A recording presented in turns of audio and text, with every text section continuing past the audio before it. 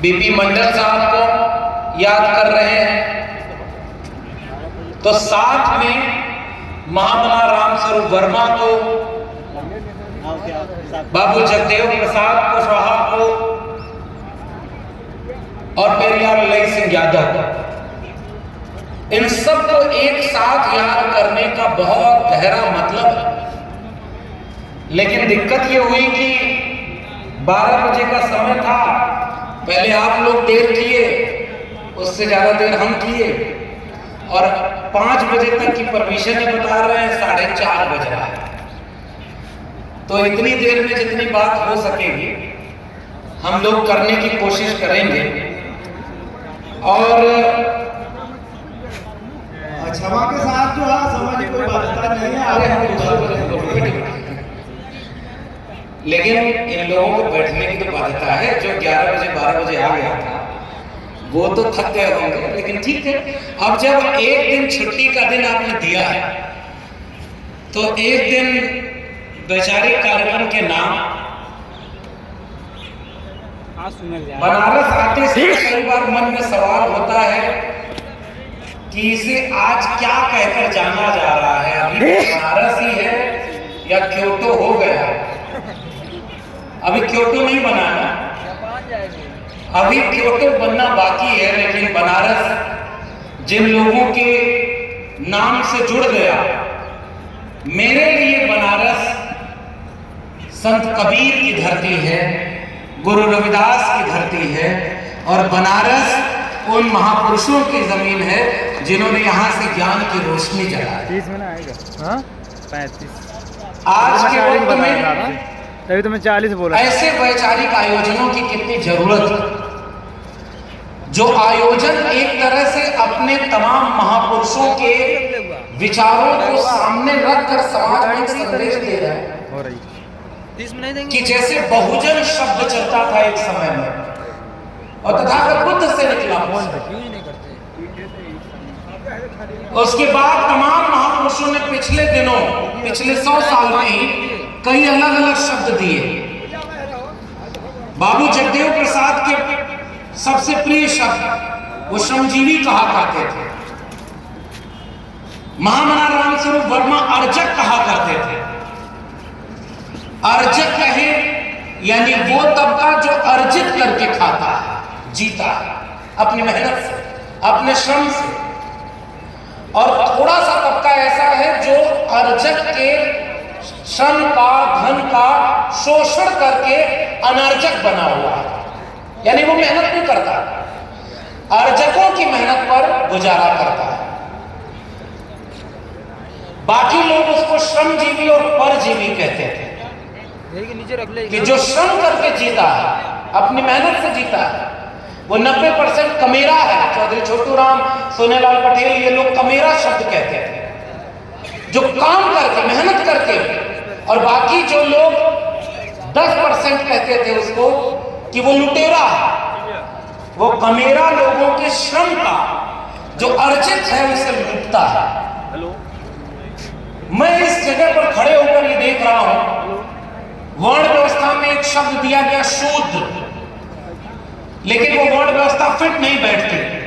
अगर वर्ण व्यवस्था में आज की तारीख में जो शूद्र हैं वो हमेशा शूद्र रहे होते तो चक्रवर्ती सम्राट अशोक कभी राजा नहीं बन पाते। यानी अगर हमारे उस बहुजन तबके से, श्रमजीवी तबके से, कमेरा तबके से, अर्जकों के बीच से राजा पैदा हो, मौर्य वंश, पाल, प्रतिहार, गुर्जर वंश, देवगिरी के यादव से लेकर गोंडवाना, भीलवाड़ा, लेकिन वो कहते हैं कि ये शूद्र है।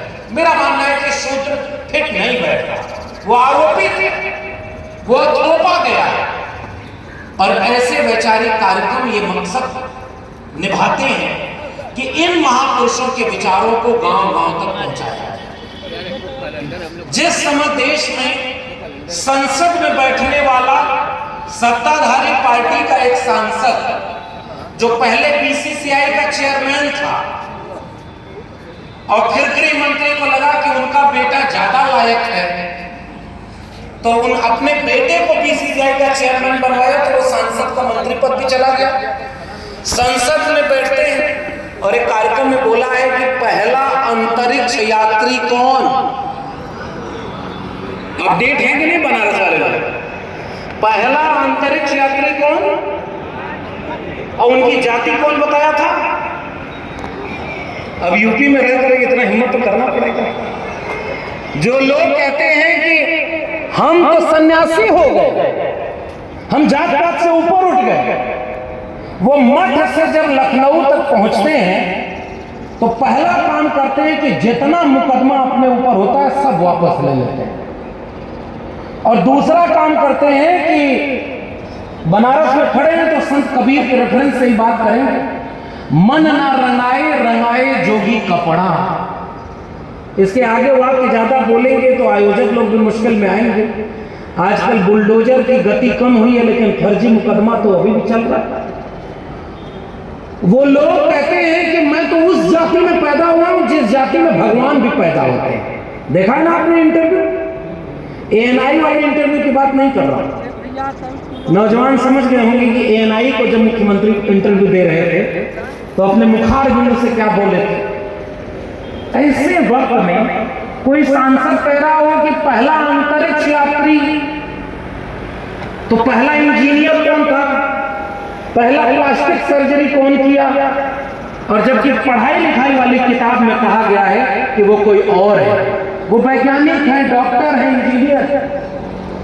जिस दौर में अंधविश्वास और पाखंड को धर्म का लिबास पहनाकर गांव-गांव पहुंचाने की साजिश हो रही है, जिस दौर में आस्था और पाखंड में अंतर खत्म कर दिया गया है, जिस दौर में दुनिया चांद पर जा रही है, अमेरिका एक ऐसी गाड़ी बना रहा है जिसमें बिना ड्राइवर की गाड़ी चलेगी, टेस्ला की कंपनी को बन रही है। चाइना डीप सी की खोज कर रहा है, चैट जीटीपी बन रहा है। उस दौर में भारत में टेलीविजन में बैठकर एक आदमी मंत्र फूंक के नारियल को हवा में उड़ा रहा है, कह रहा देखिए चमत्कार हो रहा है। जिस दौर में दुनिया ज्ञान विज्ञान और शिक्षा के क्षेत्र में आगे बढ़ रही है, हमारे यहाँ 25-26 साल के बच्चे जिनकी डिग्री का पता नहीं, वो सब पर्ची बनाने वाला बाबा बनकर के टेलीविजन पर बैठ रहा है, करोड़ों रुपए का अपना बिजनेस कर रहा है, और उसी देश में उसी वक्त में 27,000 सरकारी स्कूल बंद किया जा रहा है ताकि बहुजनों के बच्चों के हाथ से शिक्षा छीन ली जाए और ठेका खोला जा रहा है। इस वक्त हम यहाँ पर खड़े हैं ये बातचीत करने के लिए। विपरीत परिस्थितियां हैं, इस परिस्थितियों को गौर से समझना होगा। आयोजकों ने एक काम बहुत अच्छा किया। मौसम भी इम्तिहान ले रहा था, बारिश नहीं हुई। जब आप अच्छा काम करने के लिए घर से निकलते हैं तो कुदरत भी आपका साथ देती है। इसका नमूना आज के तारीख में ये बात हिम्मत की तरह लेके जाए। कोई मौसम ने व्यवधान नहीं डाला वैचारिक कार्यक्रम। आयोजकों ने मेला की तरह ये जगह सजाई है। मुख्य शहर से इतने दूर है, छुट्टी का दिन है, लेकिन आपने अपने जीवन का कीमती समय छोड़ करके इस वैचारिक कार्यक्रम में शिरकत करना चुना है। तो मैं चाहता हूं आप वहां बैठे ना होते तो हम लोग यहां बैठ करके घंटों घंटों भाषण नहीं सुना पाते। इसलिए अपने लिए आप लोग सबसे पहले जोरदार ताली बजाइए। दूसरी बात, इस तरह के वैचारिक कार्यक्रम की एक मुश्किल भी होती है। बौद्धिक लोग आए हुए हैं जो ऑलरेडी जानता है, समझदार है, जागरूक है, हम उन्हें ही घंटों घंटों भाषण देंगे। गहराई से समझिएगा इस बात। अगर आप जागरूक नहीं होते तो आप यहां नहीं होते। कोई कथा उठा करा रहा होता, कोई कहीं कुछ कर रहा होता, कोई छुट्टी मना रहा होता, लेकिन आप वैचारिक रूप से जागरूक हैं। आप जानते हैं कि पीडीए जागरण मंच अगर कोई कार्यक्रम कर रहा है तो वो वैचारिक कार्यक्रम, इसलिए अपना जरूरी काम छोड़कर यहां आए हुए। और आयोजकों ने बहुत बढ़िया कार्यक्रम को सजाया। पंडाल और मंच ही नहीं सजाया, यहां किताबों की दुकानें, पीछे वहां सामने मैं देख रहा हूं, वहां भी किताबें, बहुजन समाज के वैचारिक महापुरुषों की किताबें, आपके दाहिनी तरफ भी किताबें, इधर भी किताबें। और बहुत अच्छा किया कि केवल गुलदस्ता से स्वागत किया, फूल माला पर खर्चा नहीं किया। जितना पैसा फूल माला पर खर्च करते हैं वे सारा एक एक रुपया जोड़ करके यहाँ से जाते समय एक एक किताब खरीद कर ले जाइएगा।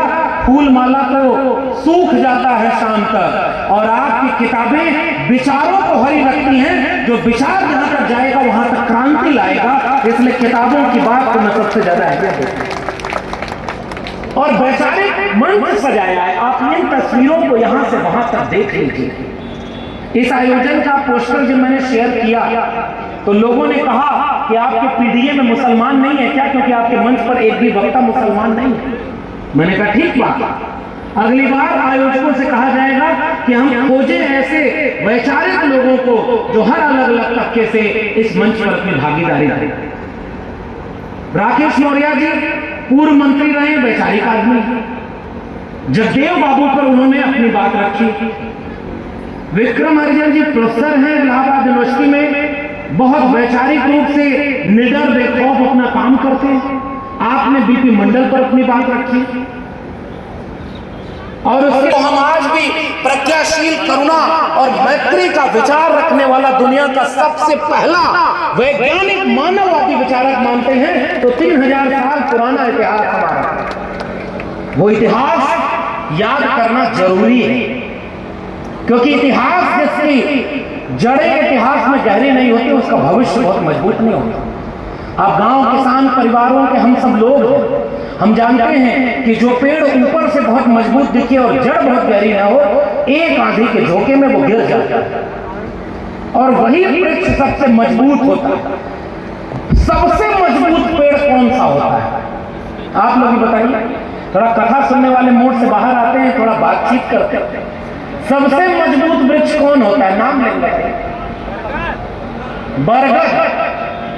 और बरगद के बारे में आप देखें तो उसकी जड़ कितनी गहरी होती है, और उससे भी शानदार बात, जब जड़ें कमजोर होने लगती हैं तो बरगद अपनी शाखाओं से भी लताएं नीचे जमीन में छुआ देता है, और एक समय के बाद वो भी जड़ बन जाती हैं। जिसकी शाखाएं भी जड़ बनने का मादा रखती हो वही पेड़ आंधियों में भी टिक सकता है। अगर जड़ कमजोर हुई तो आप कहीं टिक नहीं सकते। और ये लड़ाई साहब पीडीए की लड़ाई वैचारिक लड़ाई है, साफ साफ। इस देश में दो विचारधाराओं का संघर्ष। एक तरफ वो लोग खड़े हैं जो वही मुट्ठी भर है, जिनकी आबादी मुट्ठी भर, जिनको कभी चौधरी छोटू राम से लेकर सोनेलाल पटेल ने मेरा बनाम लुटेरा की जंग कही थी, कभी श्रमजीवी के सामने परजीवी कहा था, और कभी अर्जक के सामने अनर्जक कहा था। कभी बहुजन शब्द आया और वही बहुजन आज का पीडीए है। तो वो लोग जो मुट्ठी भर लोग हैं वो देश चला रहे हैं, हुकूमत कर रहे हैं। सबसे ज्यादा सरकार में वो लोग बैठे हैं। विश्वविद्यालयों में मैं बहुत बधाई देता हूं, बहुत पढ़े लिखे लोगों का मंच सजा। प्रियंका सोनकर जब अपनी बात कह रही थी तो आप याद करिए, मैं तो अभी विश्वविद्यालय में नहीं हूं, मेरी किताब मन करे तो पढ़िए, अगर आपने पढ़ी होगी तो पता होगा।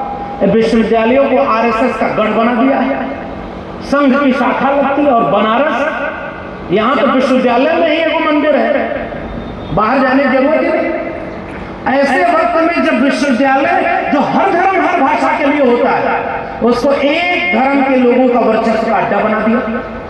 और विश्वविद्यालय में जब थोड़े से लोग वैचारिक रूप से मजबूत होते हैं तो कभी प्रियंका सोनकर बन करके, तो कभी प्रोफेसर विक्रम हरिजन बन करके आपके सामने वैचारिक रूप से जब अपनी बात रखते हैं तो लगता है कि ओरिजिनल डिग्री वाले प्रोफेसर बोल रहे हैं, फर्जी डिग्री वाले नहीं।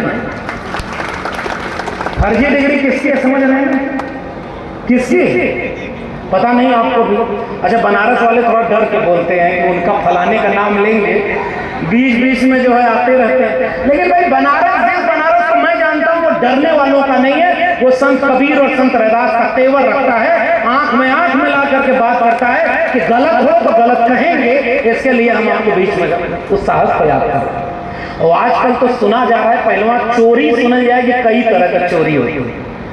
कोई आपके घर में कोई चीज लूट ले तो पुलिस पकड़ने जाती है, कोई आपका साइकिल चुरा ले तो पुलिस पकड़ने जाती है, आपके घर में डकैती पड़ जाए तो पुलिस के पास जाते हैं। आजकल वो नई चोरी चल रही है जोन में पुलिस खड़ा होकर के चोरी करवाती है और पुलिस कहती है कि अगर उस चोरी की बात करोगे तो हलफनामा देना होगा। समझ गए नहीं? लोकतंत्र कैसे बचाएंगे? अब आप एकदम मैं मौजूदा वक्त की बात करूं, मामला राम स्वरूप वर्मा ने क्या कहा हमारे पूर्व के वक्ता ने बहुत शानदार तरीके से बता दिया। लेकिन मैं ईमानदारी से कहूं, हम साहब अब इतने ईमानदार लोग नहीं बचे। हम तो उनकी बात तो करते हैं और हम ये जानते हैं कि उन महापुरुषों ने इतना शानदार काम किया है कि पूरे देश में इनकी तस्वीरें लगी होती हैं। लोग अपने सीने में याद करते हैं। जो बेचारे नहीं जानता, जो नहीं समझता है, जो बहुत नालायक है, वो बेटा तो 2000 के नोट के लिए अपनी माँ को भी एटीएम की लाइन में लगवा सकता है, उसकी बात नहीं हम करते। जो बेचारे लोग से सजा को अपने पुरखों की अहमियत को जानता है, उनके किताबों को खरीद के पढ़ता है, तो आपसे भी गुजारिश है, पहले ही गुजारिश कर दे रहा हूं कि जब यहां से उठिएगा 10 रुपया जेब में हो तब भी एक किताब उसकी जरूर खरीद के ले जाइएगा, ना हो किसी को उधार मांग के ले जाइए। और अगर आपने वो किताब पढ़ ली है तो किसी को गिफ्ट करने के लिए ले जाइए, क्योंकि उन्हीं महापुरुषों की जीवनी से, इन्हीं वैचारिक किताबों से हमें सामाजिक और वैचारिक लड़ाई लड़ने में मदद मिलेगी। मैं कलम की बात करने आया, मैं इस बात से कतई सहमत नहीं हूं कि किसी भी चीज को बम लगाकर उड़ा दो। साहब, बम का रास्ता संविधान नहीं देता, इससे बड़ा बम दुनिया में कोई बना ही नहीं। इससे बड़ी रास्ता संविधान के हिसाब से चल करके इससे बड़ी चीज कोई बदला लेने गई नहीं। गया जमाना वो जो लोग लाठी लेकर लठैती करते थे, आज आप सोचिए आपकी संख्या ज्यादा है और गांव में आप भी ज्यादा रहते हो, लाठी लेकर खड़े हो जाओ, आपकी संख्या ज्यादा होने के बावजूद आपके ऊपर गलत कोई करेगा, आप रोक नहीं पाओगे। अगर रोकोगे तो पुलिस आएगी और पुलिस, अगर आप पीडीएफ परिवार के हो तो आपका घर बुलडोजर से गिरा देगी, फर्जी मुकदमा लगाएगी, चप्पल पहन करके एनकाउंटर कर देगी। और अगर आप पीडीएफ से नहीं हो तो आपको सारे गुनाह माफ कर दिए जाएंगे। आप बताओ, लाठी से लड़ पाओगे इनसे? क्या मैं आपसे गुजारिश करके सवाल पूछना चाहता हूं, क्या आज की लड़ाई लाठी से लड़ने वाली बची है? बाबा साहब डॉक्टर भीमराव अंबेडकर को जब हम अपना नायक और मसीहा मानते हैं तो ये कहते हुए मानते हैं कि उन्होंने भारत का संविधान बनाया और एक रास्ता आपके हाथ में दे दिया है। कितना भी विपरीत वक्त आ जाए, आपकी लड़ाई बंदूक की लड़ाई नहीं है, आपकी लड़ाई कलम की लड़ाई है और संविधान को हाथ में लेकर लड़ी जाएगी। और संविधान ही हमको रास्ता दिखाता है कि हर तरह के अन्याय के खिलाफ न्याय की लड़ाई को हम संविधान हाथ में लेकर लड़ेंगे। आप उधर चाहते हैं कि आप तीर तलवार हाथ में लो, या तो आप तलवार हाथ में लो दंगा करने के लिए, हिंदू को मुसलमान से लड़ा दो, एक जाति को दूसरे जाति से लड़ा दो और तलवार लेकर के, बंदूक लेकर के, बम लेकर के रोज लड़ो, ताकि उनको फर्जी मुकदमा करने में देर न लगे। हाथ उठा के बताना, आपके पूरे पूर्वांचल में, पूरे उत्तर प्रदेश में जेलों में बंद 80 से 90% लोग पीडीएफ समाज के हैं कि नहीं, ये बताइए। जो ईमानदारी से लड़ता है वो भी जेल में बंद है। और हमारे लोग छोटी छोटी बात में अगर कोई झगड़ा हो जाए तो उन पे भी सबसे ज्यादा मुकदमा डाल करके अंडर ट्रायल कैदी 76% रेशियो है इंडिया का, और आपके प्रदेश में 80% से ज्यादा है। इसलिए लड़ाई संविधान को हाथ में लेकर लड़ी जाएगी। बात नंबर 1। बात नंबर 2 कि जितने महापुरुषों को हम याद करते हैं तो उसका मतलब ये नहीं होता कि हम उनको फूल माला पहनाएं। आयोजक आए तो हमसे भी कहे कि ये माला फूल चढ़ाइए हमने महापुरुषों पर। उसके बाद क्या होगा? ये काम सबसे आसान है। और दूसरा सबसे आसान काम हम लोग कर रहे हैं, भाषण देना। और वो भी तब जब आपको लोग जानने लगे, आपका भाषण सुनने के लिए लोग रुके हों। अब इससे बड़ा सम्मान की बात क्या होगी? मैंने तो अपने प्रोफेसर की डायरी में किताब में लिखा, हम तो चाहते थे प्रोफेसर बनना, हमारे लोग बैठे हुए हैं, हमारा आज भी मन करता है कि हम अपनी कक्षाओं में रहते, वहां अच्छे प्रोफेसर बने रहते। आईएएस बनने का सपना छोड़ करके आजमगढ़ से चले थे, इलाहाबाद यूनिवर्सिटी होते हुए वहां पहुंचे, तो हम तो चाहते थे। लेकिन एक ही दिक्कत आ गई, डिग्री सारी ओरिजिनल होने के बावजूद जाति सामने आ गई और विचारधारा सामने आ गई कि नागपुर के उस फर्जी एनजीओ वाले संगठन वालों के सामने न डरेंगे न झुकेंगे, नौकरी रहे या जाए, ऐसी नौकरी गुलामी करके तो हम नहीं लेंगे। और इसलिए हमने लिखा उसमें कि मेरे लहजे में जी हजूर न था और कोई मेरा कसूर न था। और ये मंच पर जितने लोग बैठे, ये कामयाब लोग नहीं हैं अपने अपने क्षेत्र की, लेकिन लड़ रहे हैं। और मैं कामयाब इसलिए मानता हूं क्योंकि वैचारिक रूप से मजबूत लोग बैठे हैं, और वैचारिक रूप से मजबूत लोग आपके बीच में विचारधारा की बात को लेकर के आए।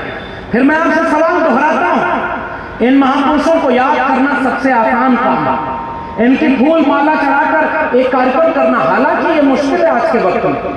अभी अगर ये आयोजक मंडल, ये पूरे आयोजन समिति के चारों लोग वहां से उठा के देखिए, मौर्य जी, यादव जी, दीप भंते जी, दीप ज्योति जी, मंगेश सरोज जी, रामविलास मौर्य जी, अगर यही कार्यक्रम करने में इन लोगों से आप पूछेंगे तो 1 रुपया जुटाने में बड़ी मुश्किल आई होगी एक लोगों को, और कई महीने इन लोगों ने मेहनत की होगी, बहुत मेहनत की होगी। हम तो साहब आए, भाषण दिए, चले जाएंगे, आपका सम्मान, आप लोग भी आए और सुनकर चले जाएंगे।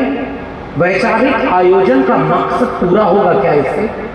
मैं निवेदन करके पूछना चाहता हूं, इन महापुरुषों की तस्वीरों पर माला तो वो नागपुर वाले भी चढ़ाते हैं। देश का प्रधानमंत्री 14 अप्रैल और 6 दिसंबर को बाबा साहब डॉक्टर अंबेडकर की मूर्ति पर माला पहनाता है और जय भीम भी बोल लेगा, लेकिन उसके बाद 363 दिन रोज उनके विचारों पर ताला लगाने का काम करता है।